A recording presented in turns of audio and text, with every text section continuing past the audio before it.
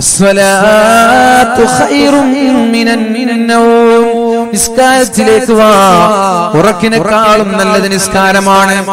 ഇത് പറയുമ്പോൾ നിങ്ങളുടെ മഹല്ലിന്റെ പരിധിയിൽ നിങ്ങളുണ്ടെങ്കിൽ, ഈ കല്ലിങ്കൽ എന്ന് പറയുന്ന മഹല്ലിന്റെ പരിധിയിൽ ഈ നാട്ടുകാരായ നിങ്ങളുണ്ടെങ്കിൽ ജമാഅത്തിന് പോയി നിസ്കരിക്കൽ നിങ്ങൾക്ക് നിർബന്ധമാണ്.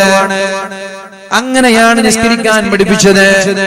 ഈമാൻ സലാമത്തായി മൻ സറഹു അയ്യൽഖല്ലാഹ ഗദം മുസ്ലിമാ, ഒരാൾക്ക് മുസ്ലിമായി മരണപ്പെടണമെന്നുള്ള ആഗ്രഹമുണ്ടെങ്കിൽ ചെവി തുറന്ന് കേട്ടോ എന്റെ പ്രിയപ്പെട്ട ചെറുപ്പക്കാരെ, ചെവി തുറന്ന് കേട്ടോളൂ എന്റെ പ്രിയപ്പെട്ട ഉപ്പമാരെ. ഈമാൻ സലാമത്തായി പുഞ്ചിരിച്ച് മരണപ്പെടാൻ ഒരാൾക്ക് ആഗ്രഹമുണ്ടെങ്കിൽ ഫല്യുഹാഫിൽ അലാ ഹാദിഹി സ്വലവാത്ത്, 5 നേരത്തെ നിസ്കാരങ്ങൾ എവിടെ നിന്നാണോ നിസ്കരിക്കാൻ നിങ്ങളെ വിളിച്ചത് അവിടെ പോയി ജമാഅത്തിൽ പങ്കെടുത്ത് നിസ്കരിക്കണമെന്ന് മഹാനായ അബ്ദുല്ലാഹ് ഇബ്നു മസ്ഊദ് തങ്ങൾ റിപ്പോർട്ട് ചെയ്തത് സ്വഹീഹ് മുസ്ലിമിൽ കാണാൻ കഴിയും. അതുകൊണ്ട് ബാങ്ക് വിളിക്കുമ്പോൾ മഹല്ലിന്റെ പരിധിയിലുള്ള മഹല്ലുകാർ നിസ്കരിക്കാതെ വീട്ടിൽ വെച്ച് നിസ്കരിക്കുകയാണെങ്കിൽ ഈമാൻ സലാമത്തായി മരണപ്പെടാൻ പ്രയാസപ്പെടേണ്ടി വരുമെന്നാണ് ഈ മഹത്തായ ഹദീസിന്റെ താല്പര്യം. നിങ്ങൾക്ക് വിട്ടും വേണ്ട പോലെ ആവാം. അങ്ങനെ വരികയാണെങ്കിൽ സുബഹി നിസ്കാരത്തിനാണ് ജുമഅയെക്കാളും കൂടുതൽ ആളുകൾ ഇവിടെ ഉണ്ടാവേണ്ടത്. ജുമഅയ്ക്ക് നിങ്ങൾ ഒരുപക്ഷേ കാഞ്ഞങ്ങാട് അല്ലെങ്കിൽ കാസർഗോഡ് അല്ലെങ്കിൽ പല സ്ഥലങ്ങളിലുള്ള സ്കൂളുകളിലായിരിക്കും. സുബഹിക്ക് എല്ലാവരും വീട്ടിൽ വന്ന് കിടന്നുറങ്ങുന്ന സമയമാണ്. സുബഹിയുടെ ബാങ്ക് നിങ്ങളുടെ വീട്ടിലേക്ക് കേൾക്കുമെന്ന കാര്യത്തിൽ സംശയമില്ല. എന്നാൽ ആ സുബഹി നിസ്കാരത്തിന് 10 വയസ്സിന്റെ മുകളിലുള്ള എല്ലാ മക്കളും പള്ളിയിലേക്ക് പോകണം. 10 വയസ്സിന്റെ മുകളിലുള്ള എല്ലാവരും, നടക്കാൻ കഴിയാത്തവർക്ക് വരെ എക്സ്ക്യൂസ് കൊടുത്തിട്ടില്ല. പക്ഷേ എന്നാലും അവരെ നമ്മൾക്ക് ഒഴിവാക്കാം. ശാരീരികമായ പ്രയാസമുള്ളവരെ നമ്മൾക്ക് ഒഴിവാക്കാം. എണീക്കാൻ കഴിയാത്തവർ, നടക്കാൻ കഴിയാത്തവർ ബാങ്കിന്റെ വിളിയാളം കേട്ടപ്പോൾ എന്നെ ഒന്ന് പള്ളിയിലേക്ക് കൊണ്ടുപോകൂ എന്ന് പറഞ്ഞപ്പോൾ കൂടെയുള്ളവർ പറഞ്ഞു, എന്തിനാണ് നിങ്ങൾ ഇങ്ങനെ കഷ്ടപ്പെടുന്നത്? നിങ്ങൾക്ക് എക്സ്ക്യൂസ് ഉണ്ടല്ലോ, നിങ്ങൾക്ക് ഇളവുണ്ടല്ലോ, പോയില്ലെങ്കിൽ പ്രശ്നമില്ലല്ലോ. അപ്പോഴാണ് അദ്ദേഹം പറഞ്ഞത്, ബാങ്കിന്റെ വിളി കേട്ടാൽ പിന്നെ എങ്ങനെയാണ് പള്ളിയിൽ പോവാതെ ഞാൻ അവിടെ ഇരിക്കുന്നത്? അങ്ങനെ പള്ളിയിൽ പോയി ഇമാം നിസ്കരിക്കാൻ തുടങ്ങി. നിസ്കാരം തുടങ്ങിയിട്ട് റുക്കൂയിലേക്ക് പോയി. റുക്കൂയിൽ നിന്ന് അയാൾ എണീറ്റില്ല. റുക്കൂയിൽ കിടന്ന് മരണപ്പെടുകയാണ് അയാൾ ചെയ്തത്. അപ്പൊ നമ്മൾ എന്താ ചെയ്യേണ്ടത്? നമ്മൾക്ക് എണീറ്റ് നടക്കാനുള്ള ആരോഗ്യമുണ്ടെങ്കിൽ 10 വയസ്സിന്റെ മുകളിലുള്ള എല്ലാ ആളുകളും പള്ളിയിൽ നിന്ന് ബാങ്കിന്റെ വിളിയാണ് കേൾക്കുന്നുവെങ്കിൽ മഹല്ലിന്റെ പരിധിയിലുണ്ടെങ്കിൽ നിർബന്ധമായും പള്ളിയിലേക്ക് പോകണം. ആരെങ്കിലും ഒരാൾ പോയില്ലെങ്കിലോ? ആരെങ്കിലും ഒരാൾ പോവാതെ വീട്ടിൽ വെച്ച് നിസ്കരിച്ചാൽ അവര് അല്ലാഹുവിന്റെ ഹബീബിന്റെ സുന്നത്തിന് എതിരാണ് പ്രവർത്തിച്ചത് എന്ന് മഹാനായ അബ്ദുല്ലാഹ് ഇബ്നു മസ്ഊദ് തങ്ങൾ. ഹബീബിന്റെ സുന്നത്തിനെതിരെ ഒരാൾ പ്രവർത്തിച്ചാൽ അയാൾ വഴി പിഴച്ചു പോയി എന്നും മഹാനായ അബ്ദുല്ലാഹ് ഇബ്നു മസ്ഊദ് തങ്ങൾ അവര് നരകത്തിലേക്ക് പെട്ടുപോകുമെന്നും മഹാനായ അബ്ദുല്ലാഹ് ഇബ്നു മസ്ഊദ് തങ്ങൾ പറയുന്നുണ്ട്. അതുകൊണ്ട് പള്ളിയിൽ നിന്ന് ബാങ്ക് കേട്ടാൽ ജമാഅത്തിന് പോകൽ നിർബന്ധമാണ്. 10 വയസ്സിന്റെ മുകളിലുള്ള എല്ലാ ആളുകളും ആ ഉത്തരവാദിത്തം ഇവരുടെ ഈ നാട്ടിലുള്ള പെണ്ണുങ്ങളാണ് ഏറ്റെടുക്കേണ്ടത്. ഈ നാട്ടിലുള്ള ഭാര്യമാരാണ് ഏറ്റെടുക്കേണ്ടത്. നിങ്ങളുടെ ഭർത്താക്കന്മാരെ നിങ്ങൾ പള്ളിയിലേക്ക് അയക്കണം. ഈ നാട്ടിലുള്ള ഉമ്മമാരാണ് അത് ഏറ്റെടുക്കേണ്ടത്. നിങ്ങളുടെ മക്കൾ 10 വയസ്സിന്റെ മുകളിലുള്ളവരാണെങ്കിൽ ഓരോ വഖത്തിലും നിസ്കരിക്കാൻ പള്ളിയിലേക്ക് അയക്കണം. അല്ലാഹു തൗഫീഖ് ചെയ്യട്ടെ. ഞാൻ ചോദിക്കും, നാളെ പള്ളിയിൽ ആരൊക്കെ ഉണ്ടായി?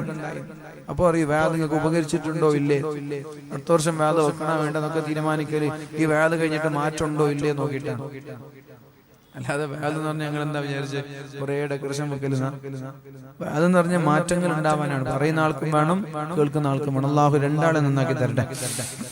ഇന്ന ഉമ്മത്തി, അല്ലാഹുവിന്റെ ഹബീബ് പറയുന്നുണ്ട്, ഖബർ വിശാലമാകാൻ, ഖബർ സ്വർഗീയമാകാൻ നിങ്ങൾ ചെയ്യേണ്ടത് മുഹാഫലത്തുസ് സ്വലാവാത്ത്, നിസ്കാരങ്ങൾ വളരെ കൃത്യമായി ബാങ്ക് വിളിക്കുമ്പോൾ ജമാഅത്തിൽ പോയി പങ്കെടുക്കുന്നവരാണെങ്കിൽ അവരുടെ ഖബർ വെളിച്ചമാകും, അവരുടെ ഖബർ വിശാലമാകുമെന്ന്, അവരുടെ ഖബറിൽ നിന്ന് അല്ലാഹു ശിക്ഷ ഉയർത്തുമെന്ന് മുഹമ്മദുർ റസൂലുള്ളാഹ്. 3ാമത്തെ അമൽ സ്വതഖയാണ്. മൂന്നാമത്തെ അമൽ സ്വതക്കയാണ്. സ്വതക്ക ചെയ്യുന്ന ആളുകളുടെ കബറിടം വിശാലമാകുമെന്നാണ്. സ്വതക്ക ചെയ്യുന്നവരുടെ കബറിടം വെളിച്ചമാകുമെന്നാണ്. സ്വതക്ക ചെയ്യുന്നവരുടെ കബറിടത്തിൽ അല്ലാഹു ശിക്ഷ നൽകൂല എന്ന് മുഹമ്മദ് റസൂലുള്ളാഹ്. അതുകൊണ്ട് നിങ്ങളുടെ മനസ്സിൽ എന്തെങ്കിലും ഒരു സ്വതക്ക, ഒന്നുകിൽ നിങ്ങളുടെ കബറിടം വിശാലമാവാൻ, അല്ലെങ്കിൽ നിങ്ങളുടെ മാതാപിതാക്കളുടെ കബറിടം വെളിച്ചമാവാൻ വേണ്ടി, നിങ്ങളിൽ നിന്ന് മരണപ്പെട്ടു പോയ നിങ്ങളുടെ ഉമ്മ, നിങ്ങളിൽ നിന്ന് മരണപ്പെട്ടു പോയ നിങ്ങളുടെ പിതാവ്, അവരൊക്കെ ഒരു പക്ഷേ കബറിടത്തിൽ പ്രയാസപ്പെടുന്നവരായിരിക്കാം, ഒരു പക്ഷേ കബറിടത്തിൽ ശിക്ഷിക്കപ്പെടുന്നവരാവാൻ സാധ്യതയുണ്ട്. അത്തരം മാതാപിതാക്കൾക്ക് വേണ്ടി ദുആ ചെയ്യേണ്ടത് നമ്മുടെ ബാധ്യതയാണ്. വവലദുൻ സാലിഹൻ യദ്ഉ ലഹു, ദുആ ചെയ്യുന്ന മക്കളുണ്ടായാൽ കബറിൽ കിടക്കുന്ന മാതാപിതാക്കൾക്ക് ഉപകരിക്കുമെന്ന് മുഹമ്മദ് റസൂലുള്ളാഹ്. അപ്പോൾ ഇവിടെ കൂടിയിരിക്കുന്ന നിങ്ങളുടെ ഉമ്മ, നിങ്ങളുടെ പിതാവ്, ആരെങ്കിലും ഒരാൾ മരണപ്പെട്ടിട്ടുണ്ടെങ്കിൽ ഇൻഷാ അല്ലാഹ് ഒരു 2000 രൂപയെങ്കിലും അവരുടെ കബറിടത്തിലേക്ക് നമ്മൾ ഇന്ന് നേർച്ചയാക്കണം. അവരുടെ കബറിടത്തിലേക്ക് നമ്മൾ സ്വതക്ക ചെയ്യണം. എന്നിട്ട് നമ്മൾക്ക് ഈ സദസ്സിൽ വെച്ച് ദുആ ചെയ്യണം. ഇന്നത്തെ രാത്രി തന്നെ അവരുടെ കബറിടം വെളിച്ചമുള്ള കബറിടമാക്കി മാറ്റി കൊടുക്കണം. ഇന്നത്തെ രാത്രി തന്നെ അവരുടെ കബറിടം സ്വർഗീയമാക്കി കൊടുക്കണം. ഇന്നത്തെ രാത്രി തന്നെ കബറിന്റെ ശിക്ഷയിൽ നിന്ന് നമ്മുടെ മാതാപിതാക്കളെ നമ്മൾ രക്ഷപ്പെടുത്തണം. അല്ലാഹു തൗഫീഖ് ചെയ്യട്ടെ. അത് നമ്മുടെ കടമയാണ്. മുഅ്മിനീങ്ങളെ, ദുആ ചെയ്താൽ അവിടെ എത്തുമെന്ന് മുഹമ്മദ് റസൂലുള്ളാഹ്. സ്വതക്ക ചെയ്താൽ അവിടെ എത്തുമെന്ന് മുഹമ്മദ് റസൂലുള്ളാഹ്. പ്രാർത്ഥനയും ഖുർആനും അവിടെ എത്തുമെന്ന് മുഹമ്മദ് റസൂലുള്ളാഹ്. അതുകൊണ്ട് നമ്മുടെ മാതാപിതാക്കൾക്ക് വേണ്ടി ഒരു 2000 രൂപയെങ്കിലും നമ്മൾ നൽകണം. അല്ലാഹു തൗഫീഖ് ചെയ്യട്ടെ. സ്റ്റേജിൽ നിന്ന് മരണപ്പെട്ടു പോയ ആരെങ്കിലും ഉണ്ടോ? മാതാപിതാക്കൾ മരണപ്പെട്ടു പോയിട്ടുണ്ടെങ്കിൽ 2000 കൊടുക്കാൻ കഴിയുന്ന ആരെങ്കിലും ഉണ്ടോ? നമ്മുടെ സ്റ്റേജിൽ 2000 രൂപ നിങ്ങളുണ്ട്. 2 മരണപ്പെട്ടിട്ടുണ്ട്. ഒരാൾ മരണപ്പെട്ടു. ആരാണ്? അല്ലാഹുവേ, മരണപ്പെട്ടു പോയ പിതാവിന്റെ കബറിടത്തിലേക്ക് ആ സംഭാവന നീ എത്തിച്ചു കൊടുക്കണേ അല്ലാഹ്. വെളിച്ചമാക്കി കൊടുക്കണേ റബ്ബേ, വിശാലമാക്കി കൊടുക്കണേ അല്ലാഹ്. അല്ലാഹുവേ, സ്വാലിഹീങ്ങളായ മക്കളുടെ പ്രാർത്ഥന മക്കളോട് പറഞ്ഞത് മാതാപിതാക്കൾക്ക് ദുആ ചെയ്യാനാണ്. അല്ലാഹുവേ, ഈ ഓരോ രൂപയ്ക്കും ലക്ഷക്കണക്കിന് പ്രതിഫലങ്ങളായി ആ കബറിടത്തിലേക്ക് എത്തിച്ച് ഈ മഹത്തായ സദഖയുടെ ബർക്കത്ത് കൊണ്ട്, ഈ മഹത്തായ സദസ്സിന്റെ ബർക്കത്ത് കൊണ്ട് ഇന്നത്തെ രാത്രി തന്നെ കബറിടം വെളിച്ചമാക്കണേ അല്ലാഹ്. മക്കൾ, ഈ മകൻ മാതാപിതാക്കളുടെ തൃപ്തി ലഭിച്ച മക്കളിൽ ഉൾപ്പെടുത്തണേ അല്ലാഹ്. അല്ലാഹുവേ, ജീവിച്ചിരിക്കുന്ന മാതാവിന് ആഫിയത്തും ആരോഗ്യവും നൽകണേ റബ്ബേ. ആരെങ്കിലും ഉണ്ടോ? പറഞ്ഞോളൂ ട്ടോ.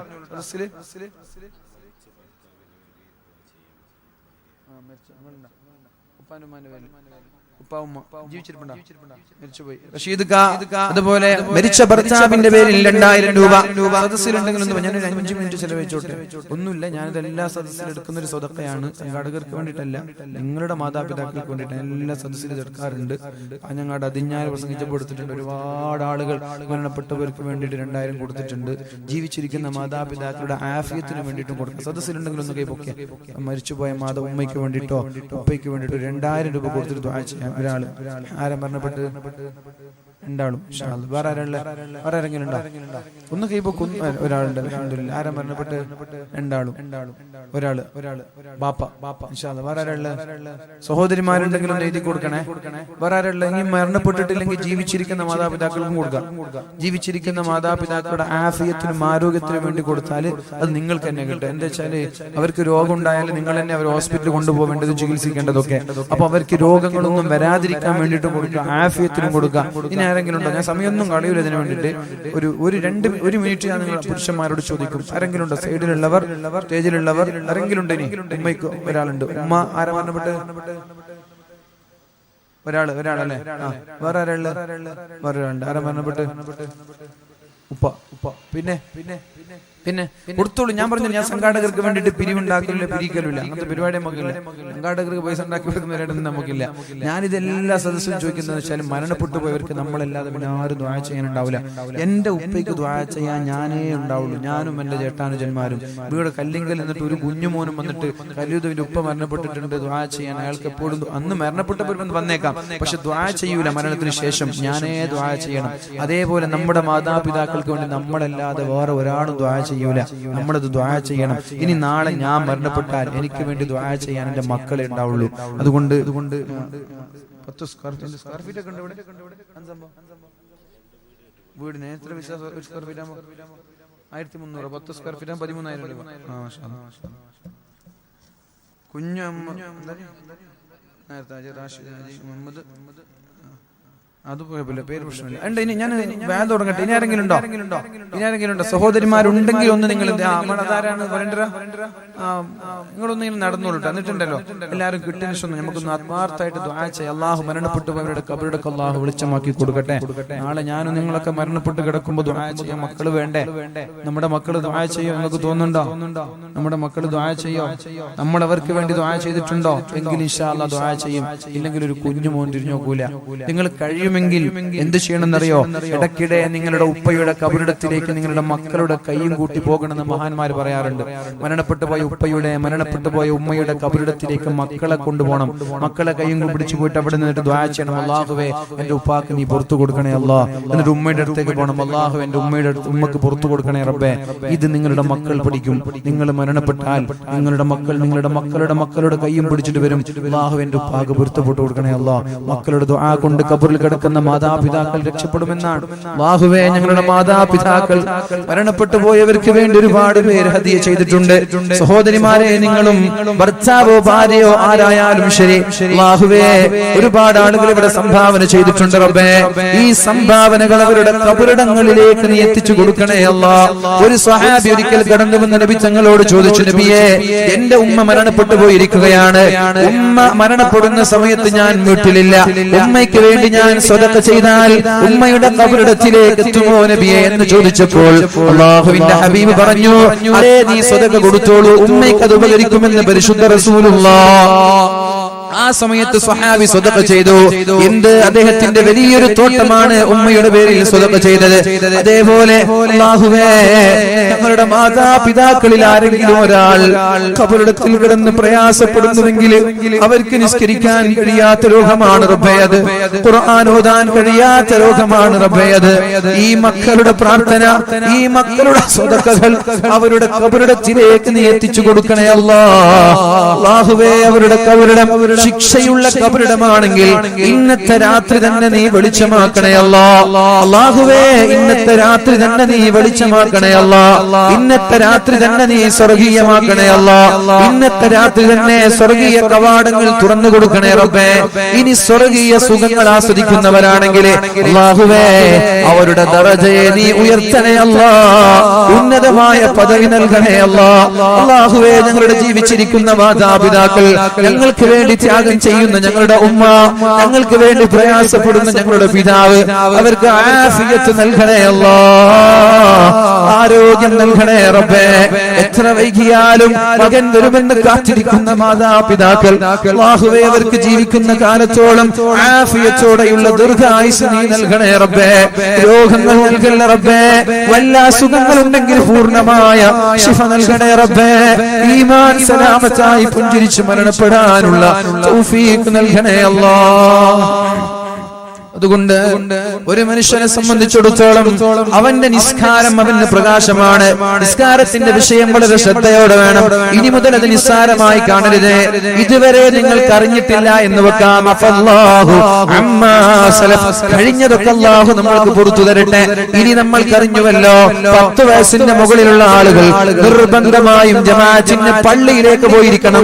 അത് തമാശയല്ല. അവിടെ ഒരു എക്സ്ക്യൂസും ഇല്ല, അവിടെ ഒരു ഇളവുമില്ല, ഒരു തിരക്കും അവിടെ പറയാൻ പാടില്ല. നിർബന്ധമാണിത്, കണിശമാണിത്, കർക്കശമാണിത്. അങ്ങനെ പോയാൽ അല്ലാഹു തആല നിങ്ങളുടെ മുഖത്തിനും നിങ്ങളുടെ ഹൃദയത്തിനും നിങ്ങളുടെ കബറിടത്തിനും അല്ലാഹു പ്രകാശം നൽകുമെന്ന് മുഹമ്മദുർ റസൂലുള്ളാഹ്. അസ്സലാത്തു നൂർ, നിസ്കാരം പ്രകാശമാണ് എന്നാണ് അല്ലാഹുവിന്റെ ഹബീബ് പഠിപ്പിച്ചത്. യകൂനു അജ്റുഹാ നൂറൻ ലിസാഹിബിഹാ യൗമൽ ഖിയാമ, ഖിയാമത്ത് നാളിൽ കോടാനക്കോടി ആളുകൾ ഒരുമിച്ച് കൂടുന്ന മഹ്ശറാവൻ സഭയിൽ, അതേപോലെ തന്നെ ബർസഖിയായ ഖബറിടത്തിലെ അല്ലാഹു തആല നിസ്കരിക്കുന്ന ആളുകൾക്ക് എന്തെന്നില്ലാത്ത പ്രകാശം നൽകുമെന്നാണ്. പിന്നെ നിസ്കാരത്തിൽ തന്നെ പ്രത്യേകമായ 2 നിസ്കാരങ്ങളുണ്ട്. മൊത്തത്തിൽ നിസ്കാരത്തിൽ തന്നെ പ്രത്യേകമായ 2 നിസ്കാരങ്ങളുണ്ട്. ഏതൊക്കെയാണ് ആ നിസ്കാരങ്ങൾ? ഏതൊക്കെയാ? പറഞ്ഞോളൂ. ഏതൊക്കെയാണ് നിസ്കാരങ്ങൾ? 2 നിസ്കാരത്തിന് പ്രത്യേകതയുണ്ട്, പ്രത്യേകമായ ഒരു വെളിച്ചമുണ്ട്. ഏതൊക്കെയാണ് ആ നിസ്കാരങ്ങൾ? മൻ ഹാഫള അലൈഹാ, മൻ ഹാഫള അലൈഹാ, ആരാണോ നിസ്കാരത്തെ പ്രത്യേകമായി ഓരോ സമയത്തും ഞാൻ പറഞ്ഞത് ആ ഒരു രീതിയിൽ ആരാണോ സൂക്ഷിക്കുന്നത്, കാനത് ലഹു നൂറൻ, അതവർക്കൊരു നൂറായിരിക്കും, വെളിച്ചമായിരിക്കും, വബുർഹാനൻ, വെളിച്ചമായിരിക്കും, വനജാതൻ മിനൻ നാരി യൗമൽ ഖിയാമ, ഖിയാമത്ത് നാളിൽ നരകത്തിൽ നിന്ന് രക്ഷപ്പെടാനുള്ള അമലായിരിക്കുമെന്ന് മുഹമ്മദുർ റസൂലുള്ളാഹ്. ഇനി ഒരാൾ സുബ്ഹിക്ക് പള്ളിക്ക് പോകുന്നവർ, ഇശാഇന് പള്ളിയിലേക്ക് പോകുന്നവർ, 2 നിസ്കാരത്തിനും ഒരു പ്രത്യേകതയുണ്ട്. എന്താണ് ആ പ്രത്യേകത? ഇശാഇനും സുബ്ഹിക്കുള്ള പ്രത്യേകത എന്താ? ളുഹറിനും മഗ്രിബിനും അസറിനും ആ പ്രത്യേകതയിൽ എന്താ? ളുഹറിന് പള്ളിയിലേക്ക് നടന്നു പോകുമ്പോൾ റോഡ് നിറയെ വെളിച്ചമാണ്, അസറിനും വെളിച്ചമാണ്, മഗ്രിബിനും വെളിച്ചമാണ്. എന്നാൽ ഇശാഇന് പോവേണ്ടത് ഇരുട്ടിലൂടെ നടന്നിട്ടാണ്, സുബ്ഹിക്ക് പോവേണ്ടത് ഇരുട്ടിലൂടെ നടന്നിട്ടാണ്. മഹാനായ ഇമാം അഹ്മദ് ഇബ്നു ഹംബൽ തങ്ങളുടെ മാതാവ്, ഇമാം അഹ്മദ് ഇബ്നു ഹംബൽ തങ്ങളുടെ മാതാവ് 4 മദ്ഹബിൽ ഒരു മദ്ഹബിന്റെ ഇമാമാണ് ഇമാം അഹ്മദ് ഇബ്നു ഹംബൽ. ആ മാതാവ് കുഞ്ഞുമോനെ വിളിക്കുമെന്നാണ്. ആ കുഞ്ഞുമോനെ വിളിച്ചിട്ട് തഹജ്ജുദ് നിസ്കരിക്കാൻ വേണ്ടിയാണ് വിളിച്ചുണർത്തുന്നത്. ശ്രദ്ധിക്കണേ, ചില ഉമ്മമാർക്ക് മക്കളോട് സ്നേഹം തോന്നാറുണ്ട്. എങ്ങനെയാണ് സുബഹി നിസ്കാരത്തിന് 10 വയസ്സിന്റെ മകനെ എങ്ങനെയാണ് പള്ളിയിലേക്ക് ആക്കുക? ചെറിയ കുഞ്ഞല്ലേ എന്ന് ചില ഉമ്മമാർക്ക് തോന്നാറുണ്ട്. ആ ഒരു സ്നേഹം കപടമാണ്, പാപത്തിന്റെ സ്നേഹമാണത്. അതുകൊണ്ട് ഇമാം അഹ്മദ് ഇബ്നു ഹംബൽ എന്നവർ അദ്ദേഹത്തിന്റെ മകനെ, ഇമാം അഹ്മദ് ഇബ്നു ഹംബൽ എന്നവരുടെ മാതാവ് അദ്ദേഹത്തെ വളരെ ചെറുപ്പത്തിലെ 10 വയസ്സ് പ്രായമുള്ള സമയത്ത് തഹജ്ജുദ് നിസ്കരിക്കാൻ വേണ്ടി വിളിക്കാറുണ്ടായിരുന്നു. ഉമ്മ വളരെ നേരത്തെ എണീക്കും, എന്നിട്ട് വെള്ളം ചൂടാക്കും, എന്നിട്ട് മകനെ വിളിക്കും. ആ വെള്ളത്തിൽ മകനെ കുളിപ്പിക്കും. കുളിപ്പിച്ചിട്ട് രണ്ടുപേരും തഹജ്ജുദ് നിസ്കരിച്ച് സുബഹി ബാങ്ക് വിളിക്കുന്നത് വരെ ദുആ ചെയ്യും. അത് കഴിഞ്ഞാലോ നേരെ ഉമ്മ മകന്റെ കൈയും പിടിച്ചുകൊണ്ട് സുബഹിക്ക് പള്ളിയിലേക്ക് നടന്നു വരുമെന്നാണ്. മകന്റെ നിസ്കാരം കഴിയുന്നത് വരെ ഉമ്മ കാത്തിരിക്കുമെന്നാണ്. എന്നിട്ട് നിസ്കാരം കഴിഞ്ഞാൽ ഉമ്മ തിരിച്ചു കൊണ്ടുപോകുമെന്നാണ്. ഇമാം അഹ്മദ് ഇബ്നു ഹംബൽ തങ്ങളുടെ വയസ്സ് 10 വയസ്സാണ്. അപ്പൊ ഞാൻ പറയുന്നത്, ഒരു മനുഷ്യന്റെ നിസ്കാരം നിർബന്ധമാകുന്നത് 10 വയസ്സിന്റെ സമയത്താണ്. ആ സമയത്ത് തന്നെ ജമാഅത്ത് നിർബന്ധമാണ്. ഉമ്മമാരെ, ഭാര്യമാരോട്, രക്ഷിതാക്കളോട്, ഉപ്പമാരോട് പറയാനുള്ളത്, ആ സമയത്ത് വളരെ ഗൗരവത്തോടെ നിസ്കാരത്തിന്റെ വിഷയത്തിൽ ഒരു എക്സ്ക്യൂസും നമ്മുടെ മക്കൾക്ക് നൽകാൻ പാടില്ല. രാത്രി ബശ്ശിരിൽ മശാഈന ഫിൽ ളുലം, രാത്രി സമയങ്ങളിൽ നടക്കുന്നവരോട് നിങ്ങൾ സന്തോഷ വാർത്ത അറിയിക്കൂ നബിയേ. ഇലൽ മസാജിദ്, പള്ളിയിലേക്ക് നടക്കുന്നവർ എന്ത് സന്തോഷ വാർത്തയാണ് അറിയിക്കേണ്ടത്? ഖിയാമത്ത് നാളിൽ എന്തെന്നില്ലാത്ത വെളിച്ചം, എന്തെന്നില്ലാത്ത പ്രകാശം ഈ ഇശാ നിസ്കാരത്തിന് പള്ളിയിലേക്ക് നടന്നു പോകുന്നവർക്ക്, സുബഹി നിസ്കാരത്തിന് പള്ളിയിലേക്ക് നടന്നു പോകുന്നവർക്ക് അല്ലാഹു നൽകുമെന്ന് മുഹമ്മദുർ റസൂലുള്ളാഹ്. പള്ളിയിൽ നിന്ന് തിരിച്ചു വന്നതിനും അല്ലാഹു പ്രതിഫലം തരും. ഇശാ നിസ്കാരത്തിന് പള്ളിയിലേക്ക് നടന്നു പോകണം, സുബഹി നിസ്കാരത്തിനും പള്ളിയിലേക്ക് നടന്നു പോകണം. അതെന്തെന്നില്ലാത്ത വെളിച്ചം ലഭിക്കാൻ കാരണമാകുമെന്ന് അല്ലാഹുവിന്റെ ഹബീബായ റസൂലുള്ളാഹി സ്വല്ലല്ലാഹു അലൈഹി വസല്ലമ തങ്ങൾ പഠിപ്പിക്കുന്നുണ്ട്. ഇനി എന്തിനാണ് ഈ നൂറ്, എന്തിനാണ് ഈ വെളിച്ചം, എന്തിനാണ് ഈ പ്രകാശം? ഇതിന് വല്ല പ്രത്യേകതയുമുണ്ടോ? നോക്ക്, അല്ലാഹുവിന്റെ ഹബീബായ മുഹമ്മദുർ റസൂലുള്ളാഹ് നബി തങ്ങൾ നിസ്കരിക്കാൻ നിന്നാൽ ഒരു പ്രാർത്ഥന നടത്താറുണ്ട്. നിസ്കരിക്കാൻ വേണ്ടി കയറിയാൽ ഒരു പ്രാർത്ഥന നടത്താറുണ്ട്. എന്താണ് ആ പ്രാർത്ഥന?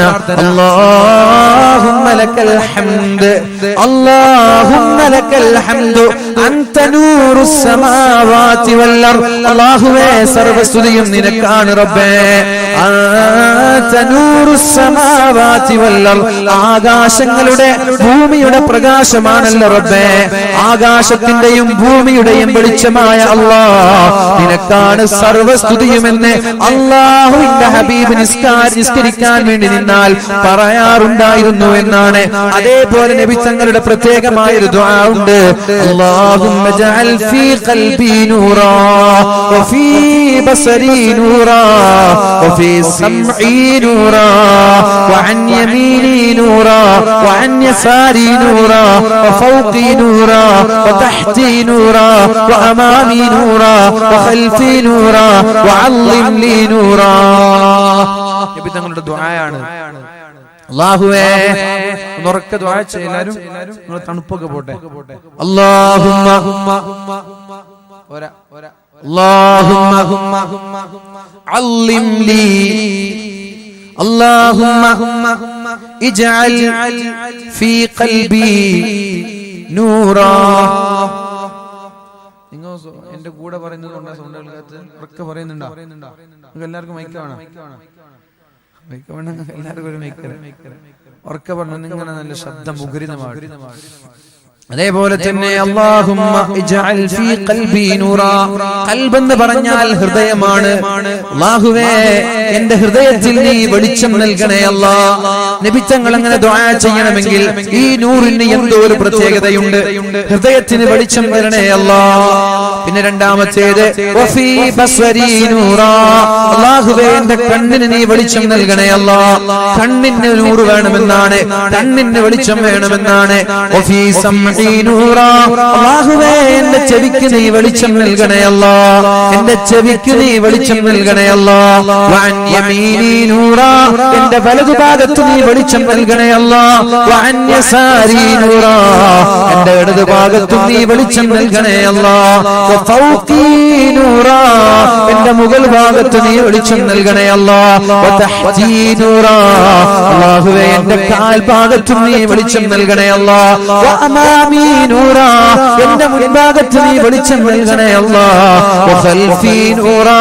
എന്റെ പിൻഭാഗത്തും വെളിച്ചം നൽകണേ അല്ലാഹ്. വഅല്ലിംനി നൂറാ.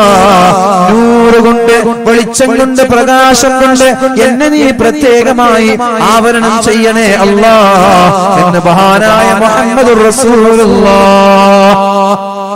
നബി തങ്ങൾ അങ്ങനെ ദുആ ചെയ്യണമെങ്കിൽ ആ ദുആക്ക് എന്തോ പ്രത്യേകത ഉള്ളത് കൊണ്ടല്ലേ, ആ നൂറിന് പ്രത്യേകത ഉള്ളത് കൊണ്ടല്ലേ കണ്ണിനും ചെവിക്കും നാവിനും ഹൃദയത്തിനും കാലിനും വലതുഭാഗത്തും ഇടതുഭാഗത്തും മുകളിലും താഴെയിലും മുമ്പിലും പിന്നിലൊക്കെ നൂറ് വേണം എന്ന് അല്ലാഹുവിന്റെ ഹബീബ് വെറുതെ ദുആ ചെയ്യും. അല്ലാഹു തആല ആ ഒരു പ്രകാശം നമ്മൾക്ക് നൽകുമാറാവട്ടെ. മഹാനായ അബ്ദുല്ലാഹി ഇബ്നു മസ്ഊദ് റളിയല്ലാഹു അൻഹു ദുആ ചെയ്യാറുണ്ട്. റബ്ബനാ അസ്ലിഹ് ബൈനനാ. അല്ലാഹുവേ ഞങ്ങൾക്കിടയിൽ ഐക്യമുണ്ടാക്കണേ അല്ലാഹ്. ഐക്യം വളരെ പ്രധാനപ്പെട്ട ഘടകമാണ്. ഇന്ന് പല സ്ഥലങ്ങളിലും വാഴ വെക്കുന്നത് പരസ്പരം ഐക്യമില്ലാതെയാണ് എന്ന് പറയാതിരിക്കാൻ വയ്യ. ഐക്യമില്ലാതെയാണ് എന്ന് പറയാതിരിക്കാൻ വയ്യ. ഇന്നൊരു വിഭാഗം വെച്ചാൽ അവരിൽ നിന്ന് മാറി നിന്ന് മറ്റൊരു വിഭാഗം പിറ്റേ ദിവസം വേറൊരു വാഴ വെക്കും. അതുകൊണ്ടാണ് ചില സ്ഥലങ്ങളിൽ പതിവിന് വിപരീതമായി വാലിന്റെ ആളുകൾ കുറഞ്ഞു വരുന്നത്. തമാശയല്ല. ഇന്നൊരു 10 ദിവസം നീണ്ടു നിൽക്കുന്ന വാല്, എന്നാൽ ഇതിന് തത്തുല്യമായി കിടപിടിക്കുന്ന വേറൊരു സംഘടന ഇവിടെ ഉണ്ടോ ഇല്ലേ എന്ന് എനിക്കറിയില്ല. ഉണ്ടെങ്കിൽ അവരെ കീഴിൽ വേറൊരു 10 ദിവസം. ആരാണ് എല്ലാ ദിവസവും വാലിന് വരുന്നത്? ദിവസം ഒരു വർഷത്തിൽ എല്ലാ ദിവസവും വാലിന് വരാൻ ഒരാൾ കഴിയുമോ? ഇത് കഴിഞ്ഞാൽ അപ്പുറത്ത് നാട്ടിൽ വാല്, അത് കഴിഞ്ഞാൽ അവിടെ വാല്. കിലോമീറ്ററുകൾക്ക് പരിധിയിൽ ഒരേ ദിവസം തന്നെ 5 വാലുകൾ വരെ ഈ ചുറ്റുഭാഗത്ത് നടന്നിട്ടുണ്ട്. എനിക്കറിയാം കിലോമീറ്റർ പരിധിയിൽ 5 കിലോമീറ്റർ പരിധിയിൽ 5 വാല് നടന്ന സമയം ഇവിടെയുണ്ട്. അപ്പൊ ഈ വാല് എന്ന് പറയുന്നത് ഇങ്ങനെ ഓരോ ആളുകൾ വാശിക്ക് വെക്കുകയാണെങ്കിൽ ഒരു സ്ഥലത്തേക്ക് ഞാൻ വാല് പറയാൻ പോയി, സ്ഥലം ഞാൻ പറയുന്നില്ല. നമ്മുടെ അതേ സംഘടനയിൽ തന്നെ വിള്ളലാണ്, നമ്മുടെ അതേ സംഘടനയിൽ തന്നെ വിള്ളലാണ്. എന്നിട്ടോ ഒരു വിഭാഗം ആദ്യം വാല് വെച്ചു, അടുത്ത വിഭാഗം പിന്നെ വാല് വെച്ചു, ആദ്യത്തെ വിഭാഗം വാല് വെച്ചപ്പോ ഇവര് പങ്കെടുത്തില്ല, ഇവര് വെച്ചപ്പോൾ അവര് പങ്കെടുത്തില്ല. ഇതാണോ വാല്? എന്താണ് ഈ വാല് വെക്കുന്നതിന്റെ ലക്ഷ്യം? എന്താണ്? ആർക്ക് വേണ്ടിയാണ് ഈ വാല് വെക്കുന്നത്? വാലുകളൊക്കെ ആത്മാർത്ഥമായ നീയത്തോടു കൂടിയാണ് വാലുകൾ സംഘടിപ്പിക്കേണ്ടത്.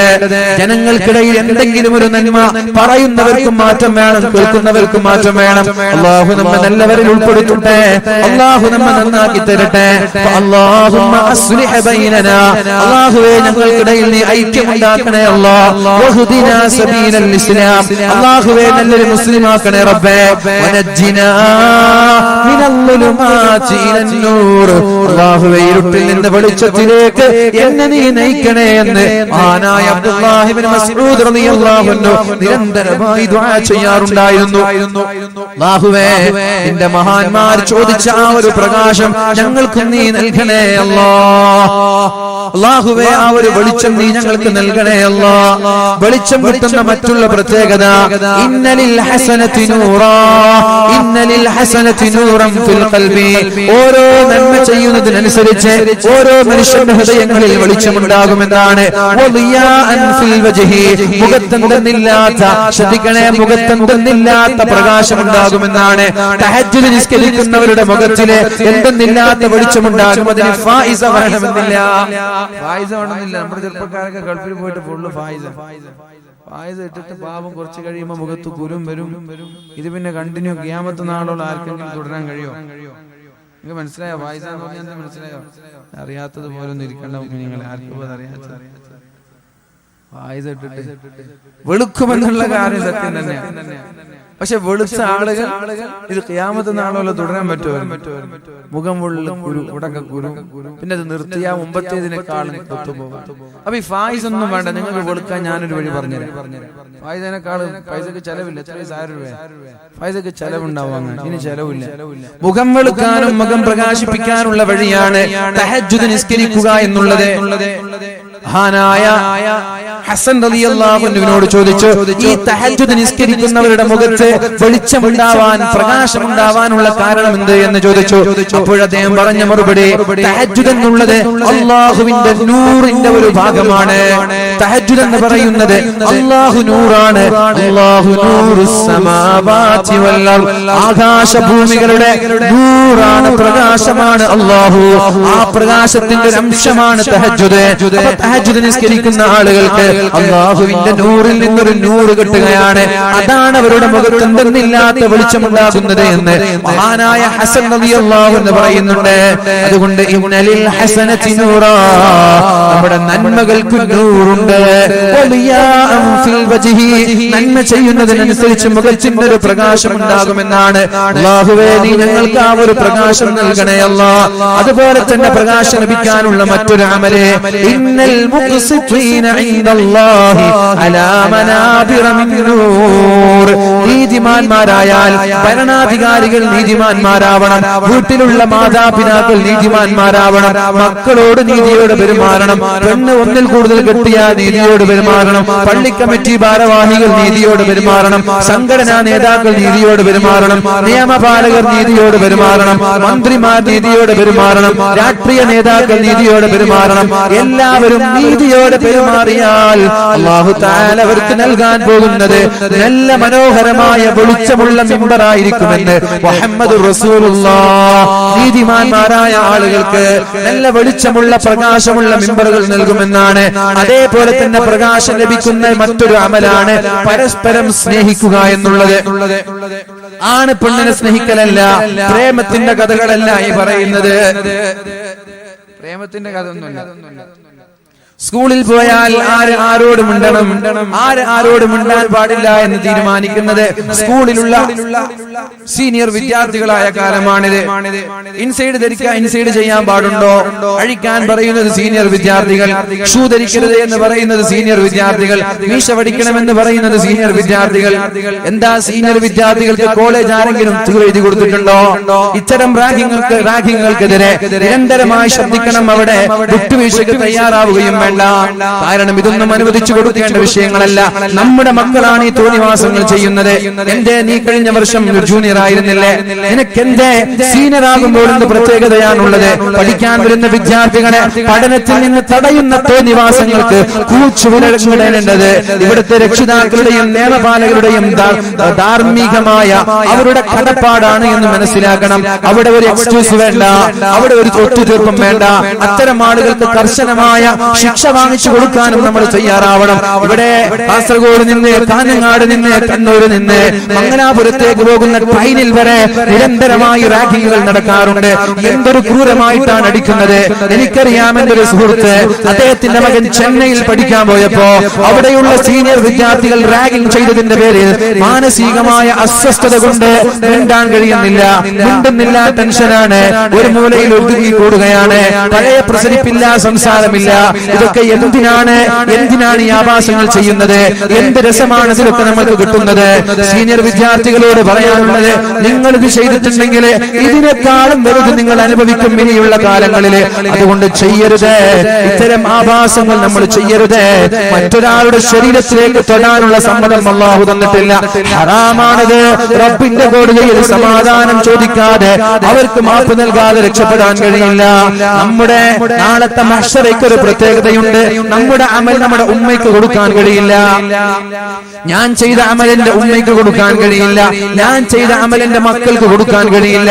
ഞാൻ ചെയ്ത അമലിന്റെ ഉപ്പയ്ക്ക് കൊടുക്കാൻ കഴിയില്ല. ഭാര്യയ്ക്ക് കൊടുക്കാൻ കഴിയില്ല. മക്കൾക്ക് കൊടുക്കാൻ കഴിയില്ല.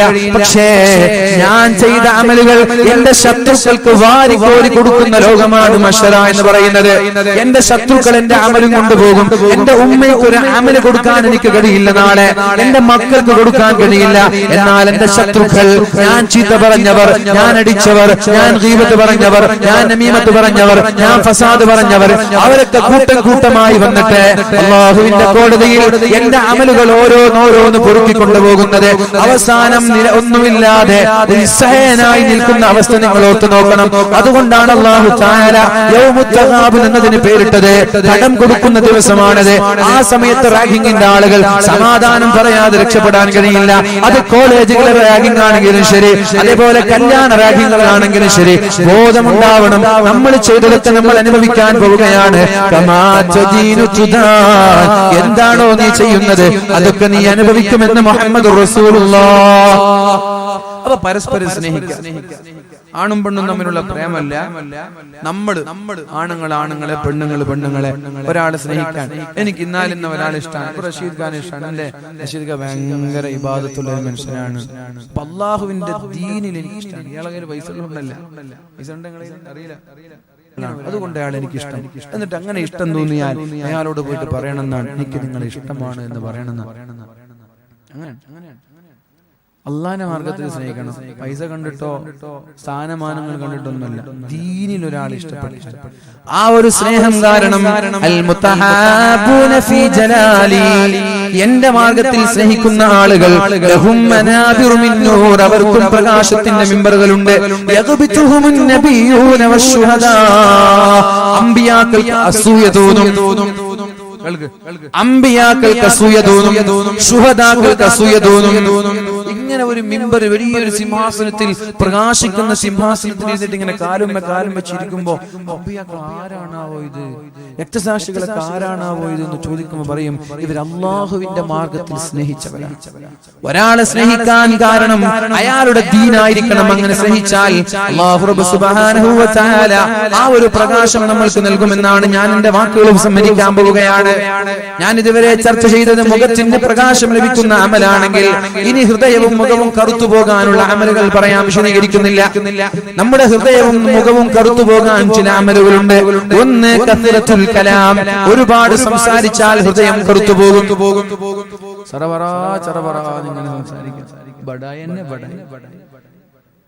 എങ്ങനെങ്കിലും ആള് നിർത്തിയിട്ട് വേണം എണീറ്റ് പോവാൻ. ഇയാള് നിർത്തണം. അങ്ങനെ ചില ആളുകൾ നിർത്തൂല. ബടായി വിടാൻ തുടങ്ങിയാൽ നിർത്തൂല. തെറ്റുന്നുണ്ടാവും. ചിലപ്പോൾ ഗീബത്തും നമീമത്തൊന്നും ആയിരിക്കൂല. നല്ല വർത്തമാനം ഇങ്ങനെ തമാശകളായിരിക്കും, ഹലാലായ വിഷയങ്ങളായിരിക്കും. അതുപോലും വേണ്ട. കസറത്തുൽ കലാം, ഒരുപാട് സംസാരം നല്ലതല്ല. കഴിവിന്റെ പരമാവധി സംസാരം നിയന്ത്രിക്കണം. രണ്ട്, നഖ്ലുൽ അഹ്ദി മഅല്ലാഹി തആല ബിഫിഅലിൽ മആസി വ തർക്കിൽ വാജിബാത്ത്. വാജിബാത്തായ നിർബന്ധമായ കാര്യങ്ങൾ ഉപേക്ഷിച്ചാൽ, അല്ലാഹു ചെയ്യരുത് എന്ന് പറഞ്ഞത് ചെയ്താൽ, അല്ലാഹു തആല നിങ്ങളുടെ ഹൃദയത്തിനും മുഖത്തിനും ഒരു കറുപ്പ് നൽകുമെന്നാണ്. എത്ര വെളുത്തവരായാലും ചമ്മാടികളാണെങ്കിൽ മരണപ്പെടുമ്പോൾ മുഖത്തൊരു കരുവാളിപ്പുണ്ടാകും. എത്ര വെളുത്തവനാണെങ്കിലും ചെമ്മാടിയാണെങ്കിൽ മരണപ്പെടുന്ന സമയത്ത് മുഖത്തൊരു കരുവാളിപ്പുണ്ടാകും.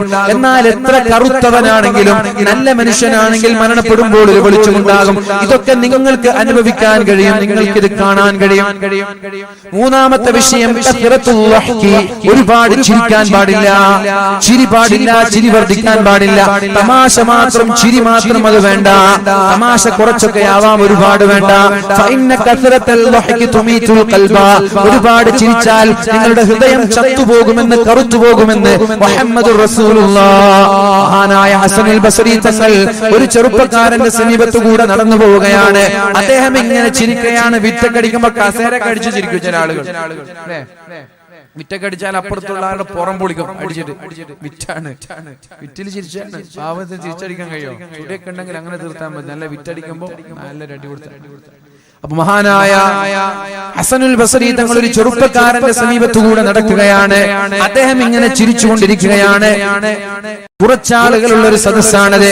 അദ്ദേഹം ചോദിച്ചു, യാ ഫതാ, അല്ലയോ ചെറുപ്പക്കാരാ, ഹൽ മറർത ബിസ്സിറാത്ത്, സിറാത്ത് പാലത്തിലൂടെ നീ കടന്നുപോയിട്ടുണ്ടോ? ചെറുപ്പക്കാരൻ പറഞ്ഞു, ഇല്ല, ഞാൻ കടന്നുപോയിട്ടില്ല. ഫഹൽ തദ്രി ഇലൽ ജന്നതി തസ്വീറു അം ഇലന്നാർ, നീ നരകക്കാരനാണോ സ്വർഗ്ഗക്കാരനാണോ എന്ന് നിനക്കറിയുമോ? അദ്ദേഹം പറഞ്ഞില്ല, എനിക്കറിയൂല. ഫമാ ഹാദല്ലാഹ്, പിന്നെ എന്തിനാണോ നീ ചിരിക്കുന്നത്? സ്വർഗ്ഗത്തിലാണെന്ന് അറിഞ്ഞവർ വരെ ഇവിടെ ചിരിച്ചിട്ടില്ല. മഹാനായ ഉമർ ഇബ്നുൽ ഖത്താബ് തങ്ങൾക്ക് സ്വർഗ്ഗത്തിന്റെ സന്തോഷ വാർത്ത അറിയിച്ചിട്ടുണ്ട്. പക്ഷേ അദ്ദേഹം ചിരിച്ചിട്ടില്ല, കരഞ്ഞിട്ടേ ഉള്ളൂ ജീവിതത്തിൽ. മഹദിയായ ഫാത്തിമ ബിവിക്ക് സന്തോഷ വാർത്ത അറിയിച്ചിട്ടുണ്ട്. നബി തങ്ങളുടെ വഫാത്തിന്റെ ശേഷം ചിരിച്ചിട്ടേയില്ല. പരിശുദ്ധമായ ഖുർആനിന്റെ ആയത്ത് കേട്ടാൽ കരഞ്ഞ് കരഞ്ഞ് മാസങ്ങളോളം രോഗിയായി കിടന്നിട്ടുണ്ട് മഹാനായ ഉമർ ഇബ്നുൽ ഖത്താബ് റളിയല്ലാഹു അൻഹു. പിന്നെ എന്താണോ നീ ചിരിക്കുന്നത്? നരകക്കാരനാണോ എന്ന് നിനക്കറിയില്ല, സ്വർഗ്ഗക്കാരനാണോ എന്ന് എനിക്കറിയില്ല, സിറാത്ത് പാലത്തിലൂടെ നീ കടന്നിട്ടില്ല. ഇത് പറഞ്ഞപ്പോൾ അയാൾക്ക് ബോധോദയമുണ്ടായി. പിന്നെ പിന്നെ അയാൾ ജീവിതത്തിൽ ചിരിച്ചിട്ടേ ഇല്ല എന്നാണ്. അന്ന് മുതൽ ജീവിതത്തിൽ ചിരിച്ചിട്ടില്ല. പിന്നെയോ കസറത്തുൽ അക്ലി, ഒരുപാട് തിന്നാൻ പാടില്ല, ഒരുപാട് തിന്നരുത്. തീറ്റ വർദ്ധിച്ചാലും ഹൃദയത്തിൽ കാഠിന്യമുണ്ടാകും. അത് മാത്രം പറയരുത് അല്ലേ? തീറ്റയുടെ വിഷയം മാത്രം പറയരുത്, ബാക്കിയൊക്കെ പറഞ്ഞോളൂ. ഇപ്പൊ എന്താ പേര് പറയാൻ പാടില്ലാത്തുള്ള ചിരിയുടെ വിഷയം പറയാതിരിക്കണം. ചിരിക്കൽ എന്നല്ലേ പണി? തിന്ന് ചിരിക്ക, തമാശ പറയാ, കുറെ വടായി വിടാ, അതല്ലാതെ എന്താ നമുക്ക് പണിയുള്ളത്? തീറ്റ വർദ്ധിക്കാൻ പാടില്ല. ബിശ്ർ ഇബ്നു ഹാരിസ് തങ്ങൾ പറഞ്ഞു, രണ്ട് കാര്യങ്ങൾ ഒരു മനുഷ്യന്റെ ഹൃദയത്തെ കറുപ്പിച്ചു കളയുമെന്ന്. ഒന്ന് കസറത്തുൽ കലാം, ഒരുപാട് സംസാരിക്കലാണ്. രണ്ട് കസറത്തുൽ അക്ലി, ഒരുപാട് തിന്നലാണ്. തിന്നങ്ങട്ട് 4-5 പൊറോട്ട കടിച്ചു മാറാ അല്ലെ, 10-12 പത്തല് തിന്നാൻ.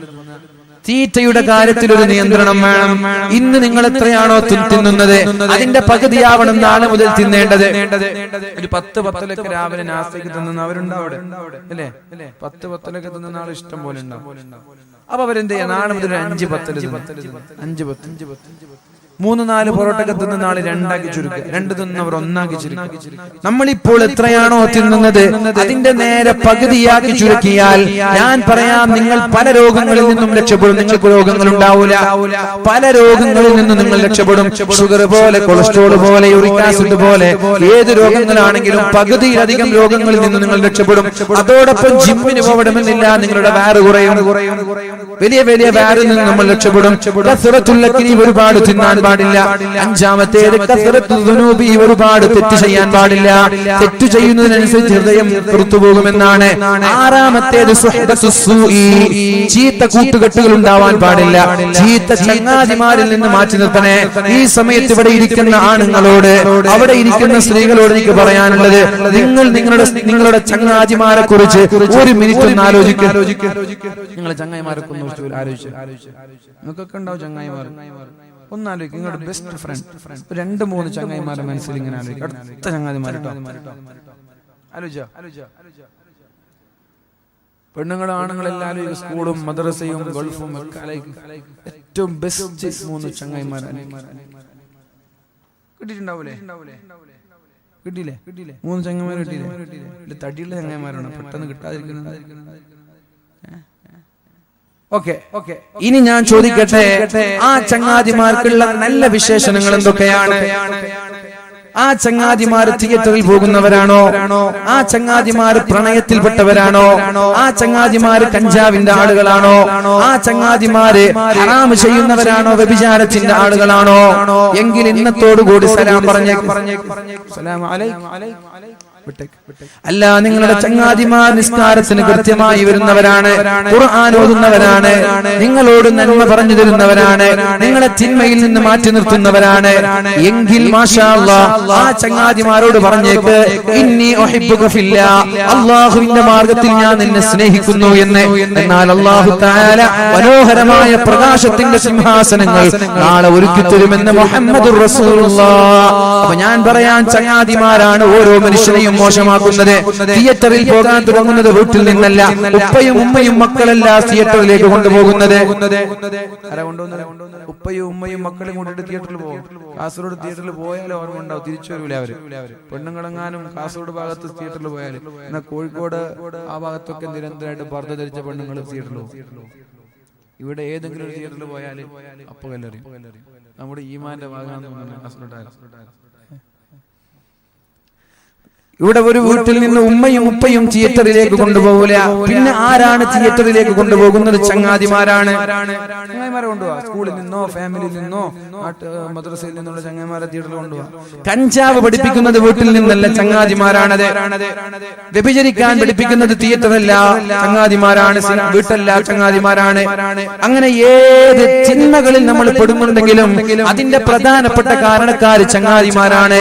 അതുകൊണ്ട് രക്ഷിതാക്കൾ നന്നാക്കാൻ നോക്കേണ്ടത് നിങ്ങളുടെ മക്കളെയാണ്. ആ സമയത്ത് എങ്ങനെ നന്നാക്കണമെന്ന് വിചാരിക്കുമ്പോൾ, എങ്ങനെ നന്നാക്കണമെന്ന് നിങ്ങൾ ആഗ്രഹിക്കുമ്പോൾ ഇങ്ങനെ ചിന്തിക്കുകയാണെങ്കിൽ, ഞാൻ പറയാം, നിങ്ങളുടെ മക്കളുടെ ചങ്ങാതിമാരെ കുറിച്ചൊരു പഠനം നടത്തിയിട്ട് ചീത്ത കൂട്ടുകെട്ടിൽ നിന്ന് മക്കളെ മാറ്റി നിർത്തുക എന്നുള്ളതാണ് നന്നാവാനുള്ള ഏറ്റവും എളുപ്പവഴി. അല്ലാഹു തആല നമ്മെ നന്നാക്കി തരട്ടെ. എന്റെ വാക്കുകൾ ഞാൻ ഉപസംഹരിക്കുകയാണ്. അപ്പൊ ഇതുവരെ നമ്മൾ ചർച്ച ചെയ്തത് മുഖം പ്രകാശിക്കുന്ന ഒരു വിഭാഗം, ഹൃദയം പ്രകാശിക്കുന്ന ഒരു വിഭാഗം, അതേപോലെ മുഖവും ഹൃദയവും ശരീരവും കറുത്തു പോകുന്ന ഒരു വിഭാഗം. അല്ലാഹു തആല നാളെ ആഖിറത്തിൽ മുഖവും ശരീരവും വെളിച്ചമുള്ള ആളുകളായി അല്ലാഹു നമ്മെ സ്വീകരിക്കട്ടെ. നാളെ ഖബറിൽ പോയാൽ ഖബറിടം വെളിച്ചമുള്ള ഖബറിടമാക്കി അല്ലാഹു നമ്മെ ഏറ്റെടുക്കട്ടെ.